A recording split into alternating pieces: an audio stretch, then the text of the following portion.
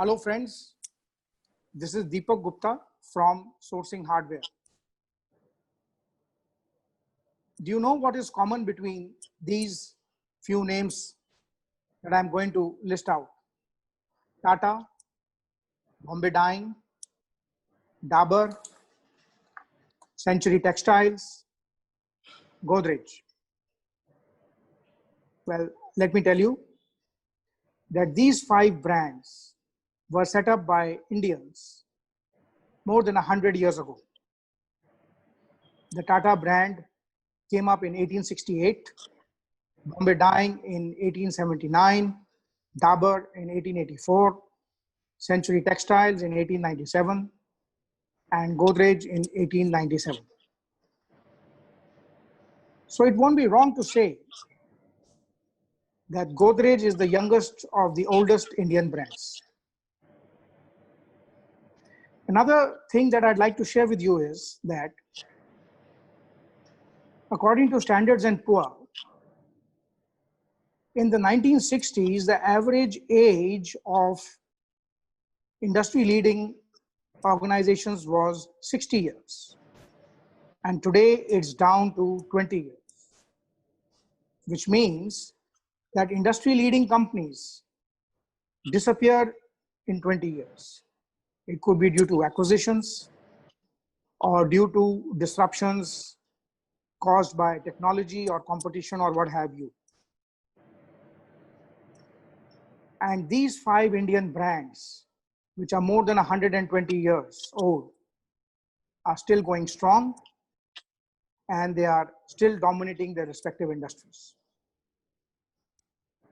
And to hear more about Godrej and how it got into manufacturing hardware, the first company in India to start manufacturing hardware, I have with me Executive Vice President and Business Head at Godrej Locks, the hardware business of the group,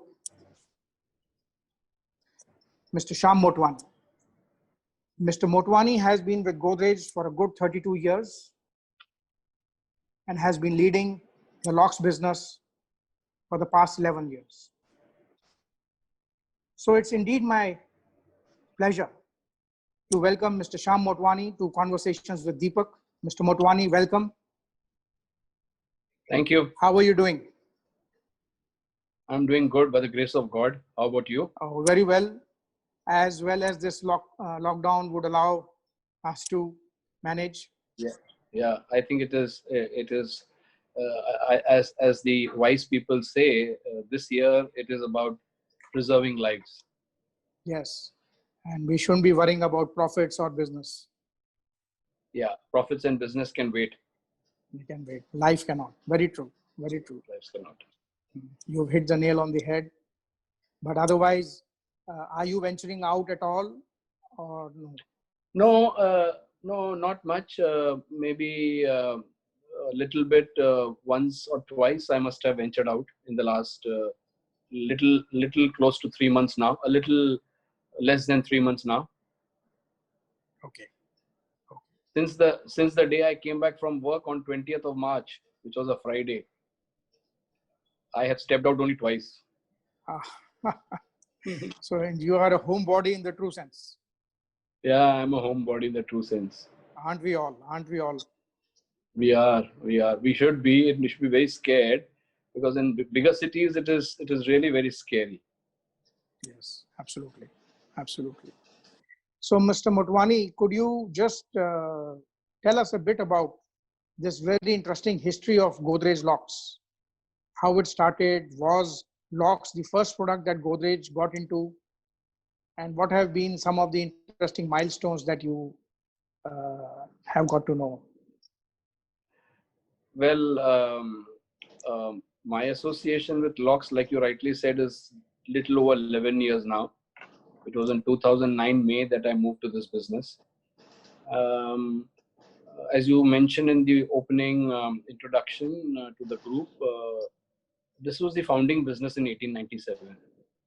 And it started with Mr. Adrishar Godrej, attempting to be self-reliant in those days as part of the freedom struggle about which we all know, of Mr. Mahatma Gandhi. So I think he made the first lock, and then from there on, I think over a period of few decades, you know, after independence, I think we ventured into many other things within the business of locks. We made the first ballot box for the first free India elections, the general elections, and then we introduced Navtal, the iconic padlock, the round golden colored brass padlock. So I think the key milestones were essentially the launch of Navtal, and then as technology progressed in the post-liberalization era, in '95 we launched the new technology platform, which was actually unique to us, which was the dimple key technology, or the pin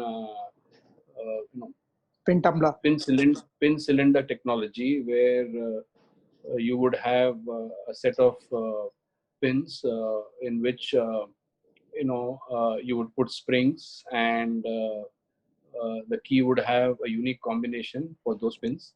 Soon as you insert the key, the pins would move and the lock would open. This was then popularly called as the computerized key. We called it the Ultra technology in '95, and after that, everybody else followed. And then we introduced a few years later extra security technology platform, which was better than the Ultra in terms of the number of key combinations it permitted, unique key combinations. And then from there on, I think it was in the early 2000, we had a tie-up with a European company in the business of lock making for the unique technology platform called the 3KS. And this is the world's best mechanical technology platform, and we've been selling those products for the last 15 years now. So several things have happened in the course of those last essentially the last 2.5 decades, I would think. The company has seen a lot of progress, new technology platforms, new applications built around them. um, I think very innovative design thinking prevailed even then, including technology. And we never ever shied away from investing in technology, investing in capability, factory building capacity, and stuff like that. So that's how we've kind of progressed. And the last 10, 11 years that I've been there, we've done many other new things. And I think there's a lot more to be achieved. That's true.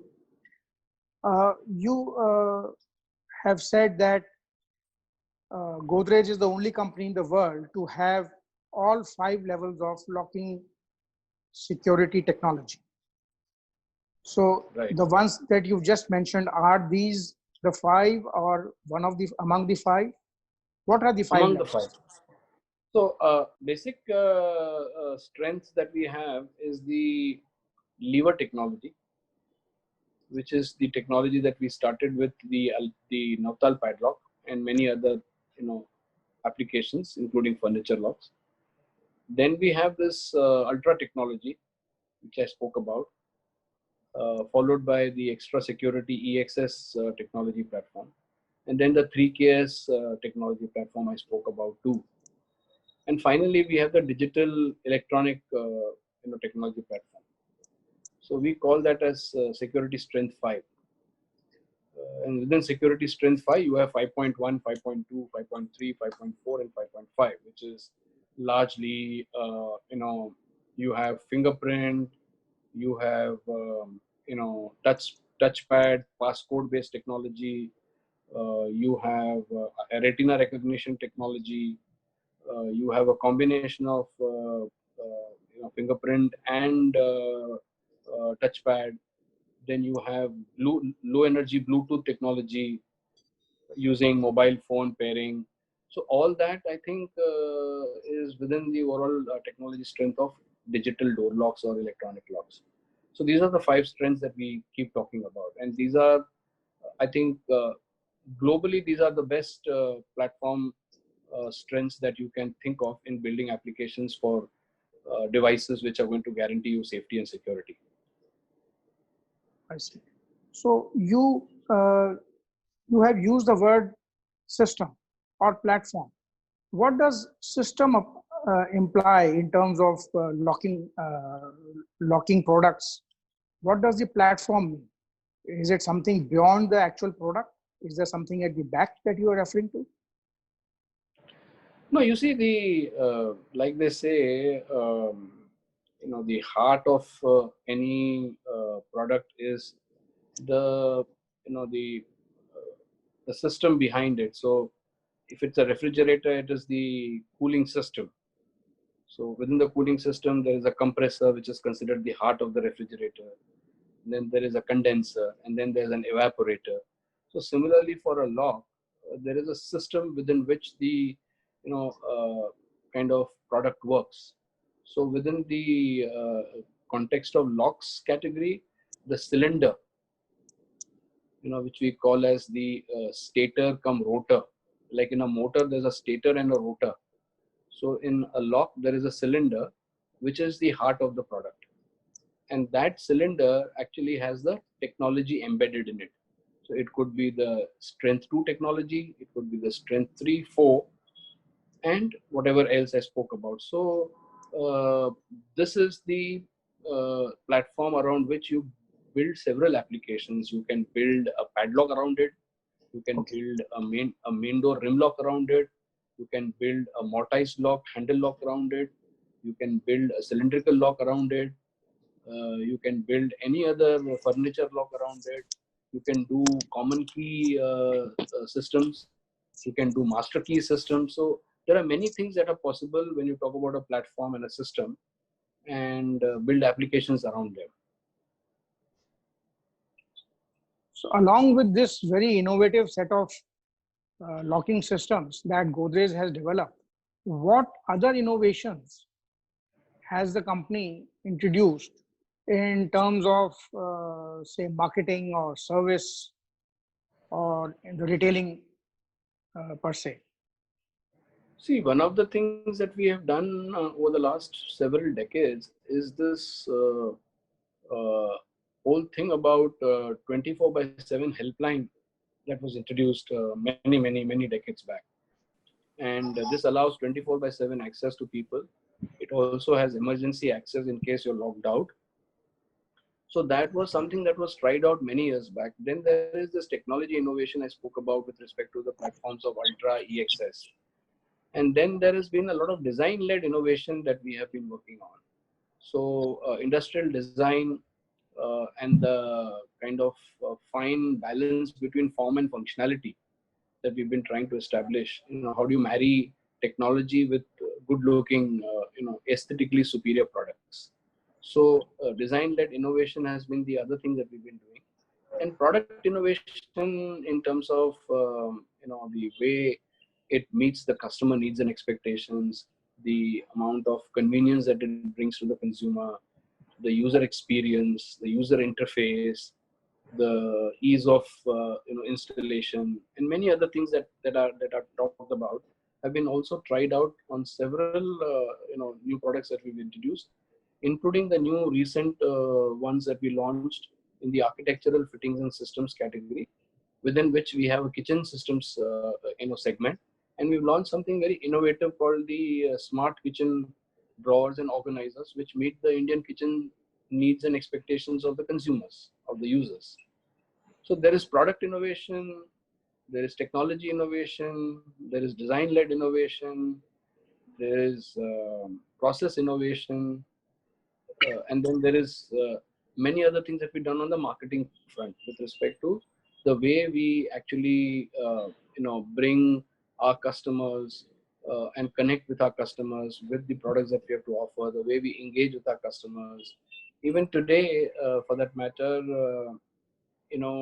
we are using our authorized service providers in the current pandemic that we are in to double up as not just those who offer service of the kind where there is a complaint for a repair call, to be attended to, or an installation call to be to be exercised or to be executed, but also to do delivery at the doorstep of the consumer, because people are scared of coming out of their homes and they definitely may have an emergency need to replace a lock.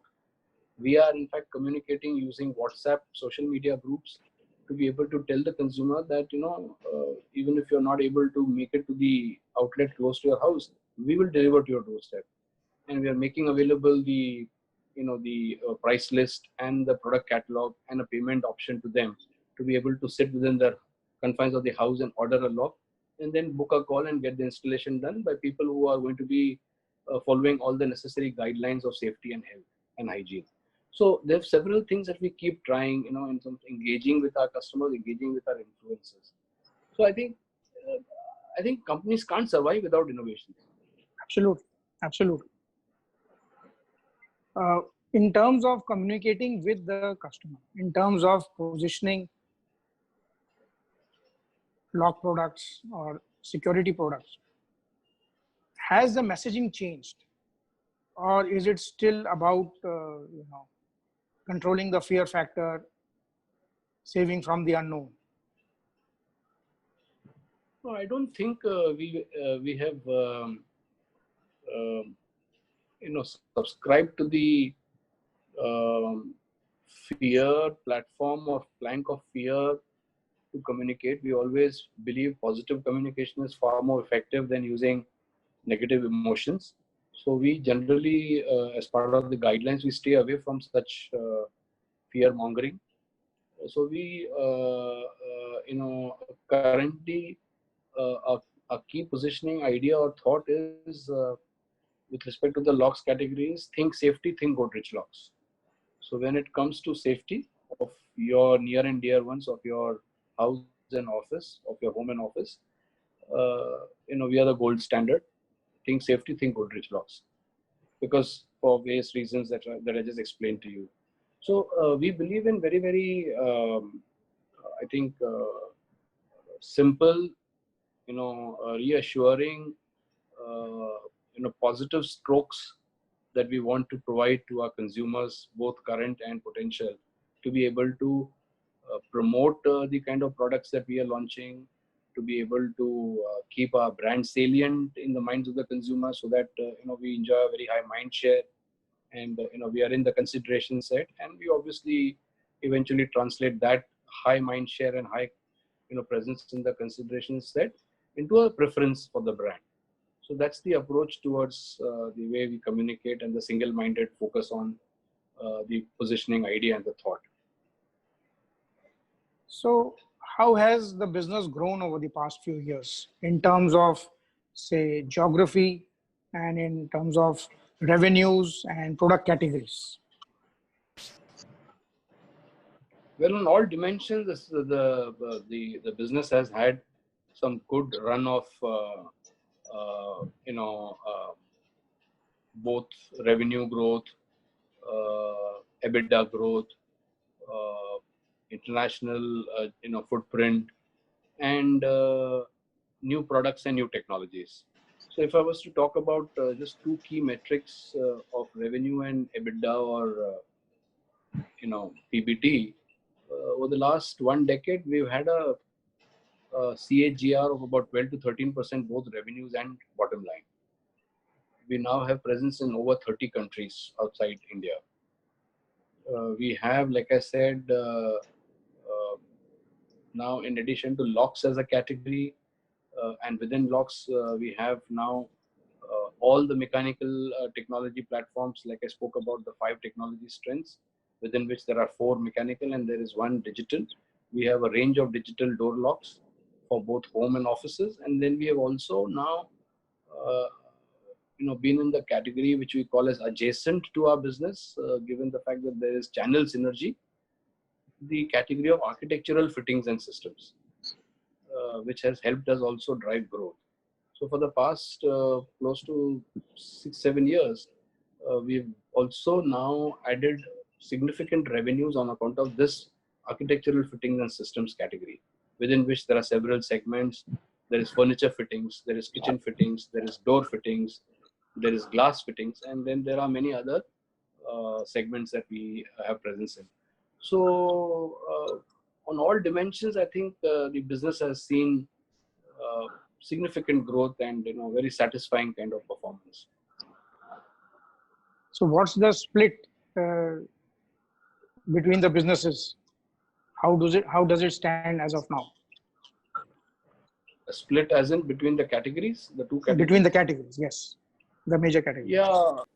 As of last year, we now are about 35% of our revenues coming from architectural fittings and systems, and the balance 65% coming from the category of locks and locking solutions. Do you expect this the smaller category to grow and acquire a larger share? Yes, Going forward? yes, certainly, because the headroom that we have in both is pretty attractive and significant, but in the architectural fittings, it is little more attractive because the category of architectural fittings and systems is twice the size of the locks category. Right. And since we have had only 6 full years of presence in that category, unlike locks where we've been present for such a long time, I think we have a long way to grow. And I think there's an opportunity to grow the contribution of architectural fittings to our overall revenues. Over these years, how have you seen the change in customer behavior with respect to locks and other hardware fittings? How have their preferences changed? I think the customers have become far more, I think, smart and savvy. They are now looking at products not just as those which satisfy the basic functional needs, but they're also looking at meeting their functional and emotional needs, and therefore form, uh, finishes, textures, packaging, communication, and the way we engage, the user experience, the other things which are part of the ecosystem, all those, the various touch points, they matter a lot to the customer. So the customer has really evolved, and I think his expectations and her expectations have really gone sky high, and therefore brands have had to reinvent themselves, reinvigorate themselves. I think there's a lot of opportunities to even further, I think, burnish the brand and become more savvy, because customers have a choice these days. But is the customer engaging more with the product? Because these are often very technical products with the selection process being dependent upon lots of parameters. How is a customer taking the decision? No, I think the customer is engaging more with the product. It may not be a impulse purchase product like an FMCG, but I think the customer is really getting more involved in the purchase. I think given the fact that interiors have become very important to customers these days, and they're paying a lot of attention and spending a lot of money on doing up their homes, new homes, homes that they've been living in for a long time, in terms of refurbishing. I think hardware is no longer seen as a hardware piece. It is a part of the home decor. So therefore, form, finish, presentation, the various other things that matter, the look and feel, the perceived quality, they matter a lot, and therefore consumers are demanding more and more out of these products. So that would imply that at the point of sale, where the product is being displayed, presented, and evaluated, the experience that the customer gets becomes very important. That's very important. That's very important. In fact, we are paying a lot of attention to the point of sale, wherein we're trying to deliver the experience you spoke about, where the consumers get an opportunity to touch and feel the product, operate the product, experience the product, feel the product, and also compare the products that they want to compare with. And I think we are also trying to engage the customer's senses, touch, feel, watch, hear, listen, by really doing a 360-degree approach to in-shop merchandising. So there is interactive, stuff that is there in the stores. There is a touch screen kind of self-navigation available to as choice. There are physically installed products on the tabletop stands, on miniature doors. There's a lot of advertising and communication material available at the store. In certain stores, we do have LED screens playing some of our product films and many other things. So we kind of have in a way, a surround sound effect on the customer when he or she enters the store, and that experience is really what matters and counts these days. And I think consumers have seen different categories really evolve, whether it is automobiles or consumer electronics or mobile phones or many other things, where modern trade is playing a big role. Refrigerators, washing machines, air conditioners, many Right. such home appliances in multi-brand outlets, which provide a very good customer experience. So their expectations from categories like ours also has changed. So that's what we're trying to do. While the modern trade has not really made a big dent in the hardware business so far, it's still the traditional hardware store, but those have also kind of evolved and they've become more savvy. They've renovated themselves. They've made them, almost like letting the customer navigate anything and everything she wants to really put her hands on without the intervention of the retailer trying to influence the choice. So even hardware stores today have also renovated and are providing a very different experience, and we're joining hands with those owners in really enhancing that experience that we provide. Uh, how is the hardware industry in totality doing? Uh, it is estimated that it's about a 5,000 crore industry. But how is it doing? What are its strengths? What are its weaknesses? Is it possible to do a SWOT of hardware and lock industry? I think the last few years has been a little uh, bumpy ride for several reasons, uh, most to do with macroeconomic indicators and factors.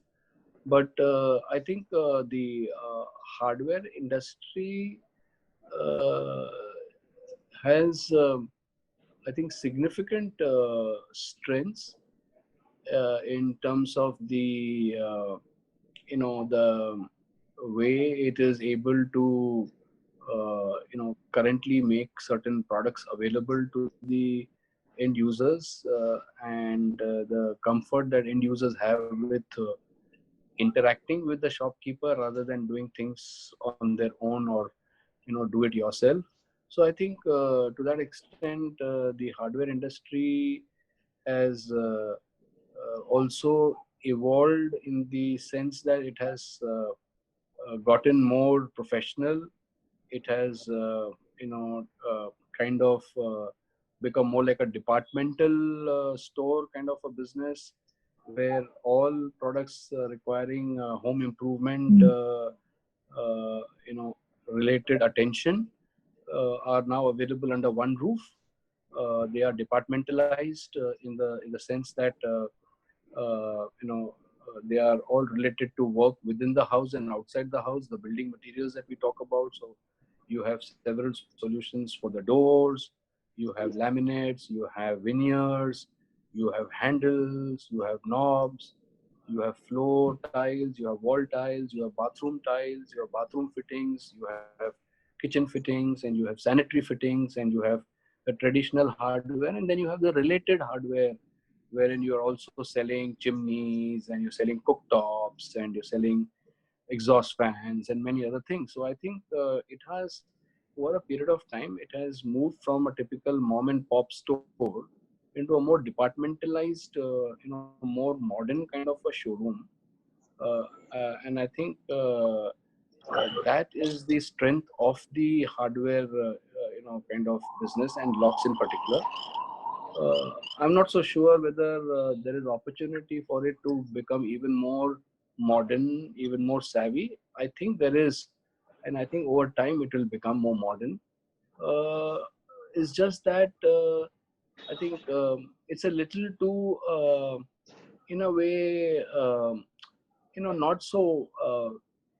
I would say to my liking, organized the way I would want the things to be organized for my satisfaction, so that I can see things easily, I can move around, I can compare, and I can have a choice and make an informed opinion and decision about products. So to that extent, there is that little gap there. I think there is clearly great opportunities for it to really provide even more, I think, engaging and maybe more satisfying experience to consumers. And I think the newer generation of the owners, the younger generation, is becoming more savvy. So to that extent, I see hope within the hardware industry and the retail to really overhaul itself. But do you think the digital technology has been adopted fast enough by the Indian players? Have they done enough on the service front or on the customer experience front in retail? Because all these together are, will what will take up the industry in totality, lift the standard of the industry, the No, I think competitiveness of the industry. no, I think on the digitization front, the industry has to do a lot more. So whether it is process-related digitization benefits or front end digitization benefits relating to sales and service and products, I think there's a lot to be achieved. There is some work that has happened. I don't say that nothing has happened. There's some work has happened over the last 3 to 4 years, but it will take a pretty much long time to get there in terms of the digital, journey and the benefits that there are to derive for the companies and for the customers. So there's a lot to be still done. But do you think this is holding back the Indian industry from becoming more self-reliant? I don't think so. I think it is not holding behind the industry at all. I think it's just a matter of time. Uh,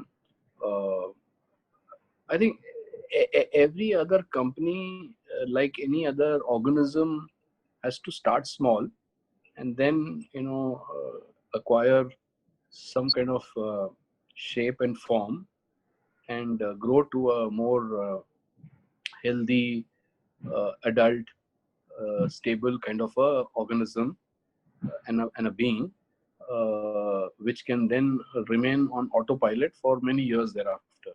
So I think on the digital journey, we've still taken a few baby steps. I don't think it has kept the industry or held the industry back. I think we've done well for ourselves, but there is enough and more to be achieved as and when we embrace digital in every other dimension of our business, both front end and back end. Do you see a possibility of the Indian industry emerging as a global supplier? Yes, very much. Very much. What would it take? What kind of a new thinking do we need to imbibe? Also, particularly because of the fallout of Corona and then the political compulsions and the compulsion of national security, where supply chains are likely to be disrupted. Possibility of their being disrupted is quite large. So how can Indian industry become more self-reliant and also emerge as an alternate global supplier? See, I don't think the current pandemic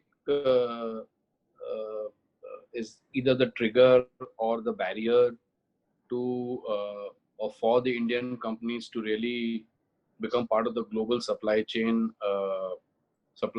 and be able to serve the requirements of the world. I think it's just that industry companies within the industry, along with I think active collaboration of the lawmaking organizations and agencies at the state and at the center, will have to really collaborate to help us to become more competitive.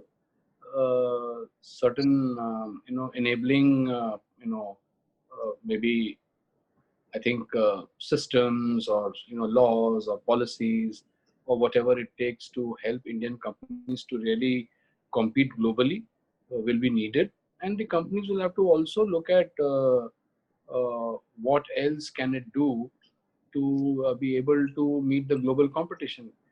So far as quality is concerned, I don't think there's any issue. So far as technical knowledge is concerned, skills is concerned, it's not a big issue. Maybe we could do well with far more people in the system, given that we have the demographic advantage, far more vocational skills to be available within the country for the industry to really benefit from. But it is more like the chicken and the egg. Even the industry also has to, I think, do a little bit to be able to get people to get more savvy with certain skills. So I think apart from education system, there's many other things that can be done as an extension of the education system within the industry and companies within the industry that are operating. So I think it will be more of a heightened collaborative effort on the part of the industry and the various agencies which help make laws and policies. I think India can really take advantage of the skilled labor, low labor costs, skilled labor, abundant labor. Uh, I think knowledge of the language the globe and the world uses, the foreign language, and I think the amount of educational qualifications that are available for people to really take advantage of within the country. I think it's just that we have to improve our productivity, we have to improve scale, we have to invest the right time in the technology and the capacities that are required, and I think we are very much there. I don't think, I mean, even today, we think we can easily compete with others in those mature markets, developed economies, with our products, with our processes, with our costs, with our technology offerings, with our understanding of the product and the technology that goes behind it, and the manufacturing process, the processes that are there, and to be used for making the products. So you mean to say that our the ancillary industry, the vendors, they are also competitive enough and they are able to provide the required quality levels? See, it's not something that has a kind of a finite end game, as part of the journey. It's an evolving thing. It's always a partnership Of course.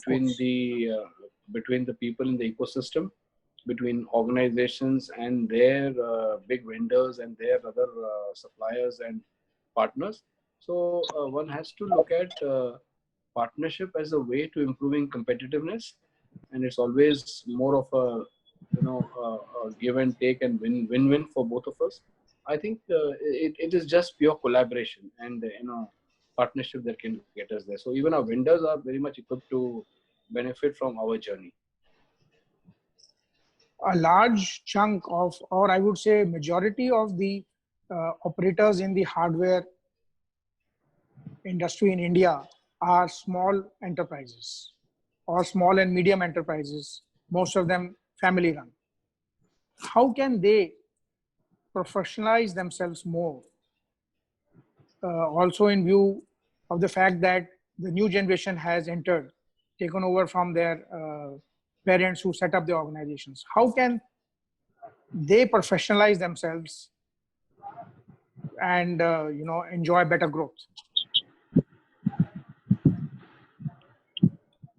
I think the newer generation has already started doing that, and I do find that there is more attention to processes, to capability development, to hiring talent, to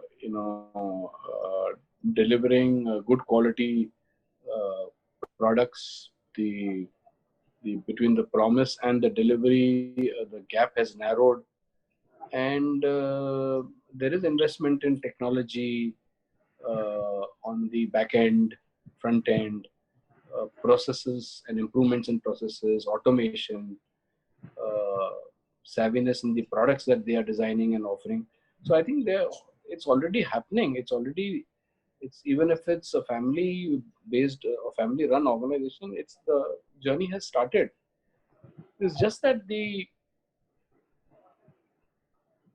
system has to have a premium for transparency, and the system is getting there. I think the last few years we've seen a lot having changed. So the incentive to kind of comply uh, is very high, as opposed to the incentive not to comply or disincentive to comply. So I think that is changing. There is a level playing field now for the entire industry across various sectors and the players within the sector. So I see no reason why what you refer to as small and family run organizations becoming more professional and more professionally organized. I don't see any reason why they cannot be. They should be in a position to do it. And you think there's space yet for more brands to emerge at the national level? Yes, there is. Yes. So why is it that we don't see too many brands? No, there are, Before? but they have remained,